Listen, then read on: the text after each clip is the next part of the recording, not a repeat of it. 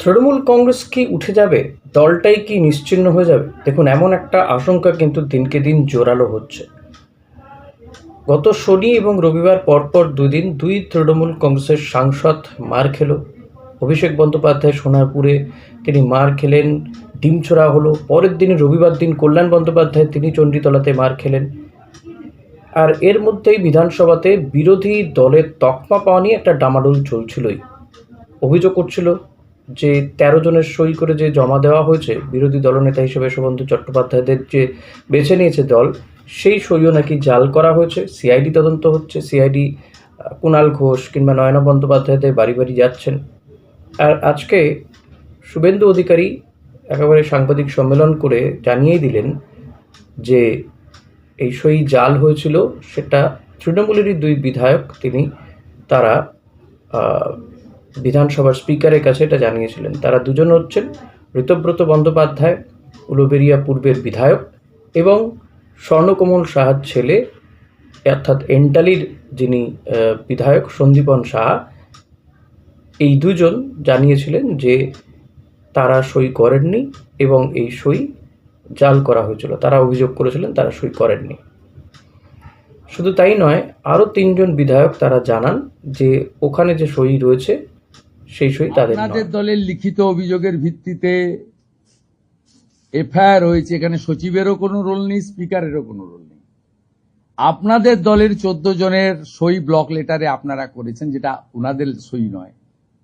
13 জনের মধ্যে 3 জন কনফেস করে দিয়েছে, বাকিরাও এদিক ওদিক করে বলেছে, যা বলেছে আইও জানে, প্রয়োজন হলে কোর্টে কেস ডায়েরি জমা দেবে। কিন্তু আমি পরিষ্কারভাবে বলতে চাই, এই তঞ্চকতা, এই প্রতারণা, এই ধরনের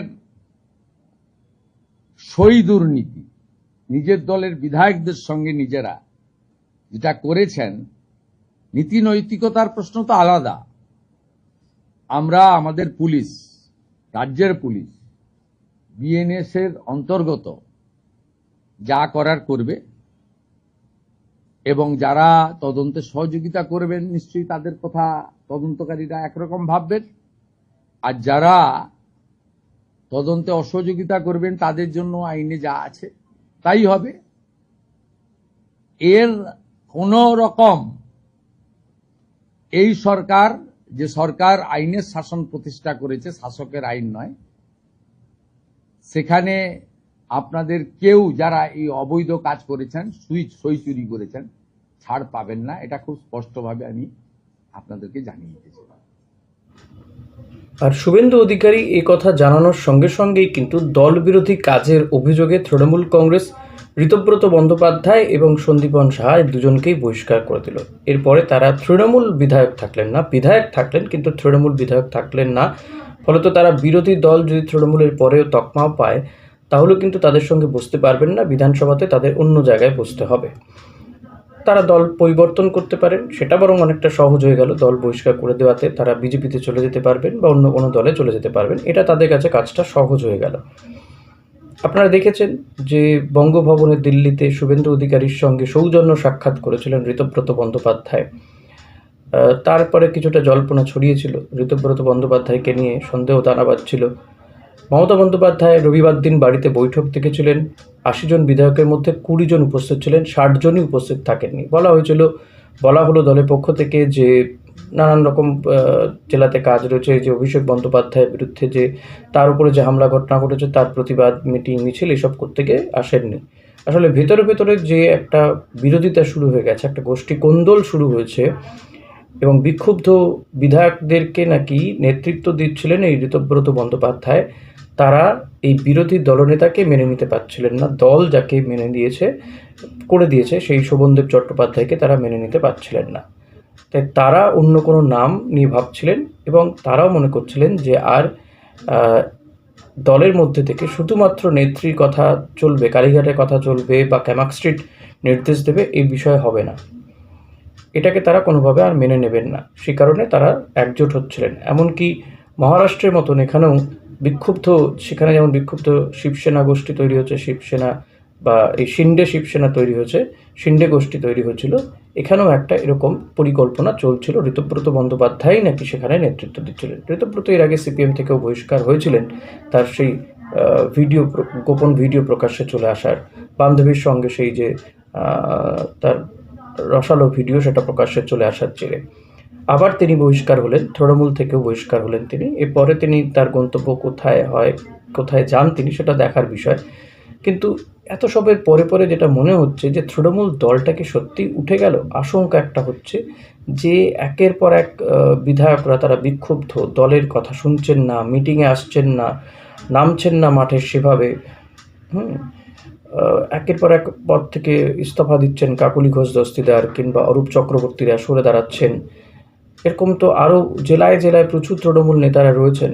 বহু নেতাকে ইতিমধ্যে গ্রেপ্তার করা হয়েছে, বিধায়ককে গ্রেপ্তার করা হয়েছে, কাউন্সিলরকে, প্রাক্তন বিধায়ককে গ্রেপ্তার করা হয়েছে তোলাবাজি কাটমানি কাণ্ডে। ফলত এই দলটার কি আর অস্তিত্ব থাকবে? মমতা বন্দ্যোপাধ্যায়, অভিষেক বন্দ্যোপাধ্যায়রা কি আর দলটাকে ধরে রাখতে পারবেন? এটা কিন্তু এখন সবচেয়ে বড় চ্যালেঞ্জের মুখে। মমতা বন্দ্যোপাধ্যায়ের পক্ষে এই দলটাকে ধরে রাখাটা ক্রমশ কঠিন থেকে কঠিনতর হতে চলেছে। সেই কারণে কিন্তু এই আশঙ্কা জাগছে যে তৃণমূল দল কি আর থাকবে? সেক্ষেত্রে বিকল্প কি? কারণ দেখুন, রাজ্যে অনেক কিছুই ঘটনা ঘটছে। নতুন সরকার ক্ষমতায় আসার 1 মাসের মধ্যেই একাধিক জায়গাতে বুলডোজার চালিয়ে ভেঙে দেওয়া হচ্ছে। যে স্টলগুলো ছিল হকারদের উচ্ছেদ করা হচ্ছে স্টেশনে। প্রতিবাদ বিক্ষোভে তৃণমূল নেই, বামেরা রয়েছে। ফলত তৃণমূল ক্রমশ পিছিয়ে যাচ্ছে এবং বিধানসভাতেও তারা এখনো পর্যন্ত বিরোধী দলের তকমা পেল না। আদৌ পাবে কিনা সেটা নিয়েও একটা আশঙ্কা রয়েছে। এই সমস্ত দিক দেখেই মনে হচ্ছে, এবং মমতা বন্দ্যোপাধ্যায় ডাকলে কেউ যাচ্ছেন না, শুনছেন না কথা। অভিষেক বন্দ্যোপাধ্যায় সোনারপুরে গেলেন, দলের কর্মীরা কোথায় ছিলেন? কেন যাননি তার পাশে দাঁড়াতে? তার তো ঘোষিত কর্মসূচি ছিল। এবং যাদেরকে গ্রেপ্তার করা হয়েছে তারা নাকি লাভলি মৈত্র ঘনিষ্ঠ। সোনারপুর দক্ষিণের একটা সময় বিধায়ক ছিলেন এই লাভলি মৈত্র, প্রাক্তন বিধায়ক, তার ঘনিষ্ঠ লোকজনও নাকি ছিল। ফলত দল কি মুখ ফিরিয়ে নিচ্ছে, দলে একাধিক কর্মীরা কি মুখ ফিরিয়ে নিচ্ছে এই 2 শীর্ষ নেতা নেত্রীর কাছ থেকে? শুভেন্দু অধিকারী ভোটে জেতার পরে, ভবানীপুরে জেতার পরে একটা কথা বলেছিলেন যে তিনি তৃণমূল দলটাকে তুলে ছাড়বেন। এখন মুখ্যমন্ত্রী হয়ে তিনি কতটা প্রতিশ্রুতি রাখতে পারবেন সরকারি কাজকর্মের ক্ষেত্রে, সেটা নিয়ে বিশ্লেষণ হতে পারে। কিন্তু এই কথাটা রাখতে বোধহয় তিনি আরও বেশি তৎপর। দেখা যাক, এটা একটা বড় প্রশ্ন। এই প্রশ্নের উত্তর আপনাদের কাছে জানা থাকলে জানাবেন প্লিজ। আপনাদের কি মনে হচ্ছে সেটা জানাতে ভুলবেন না। Thank you.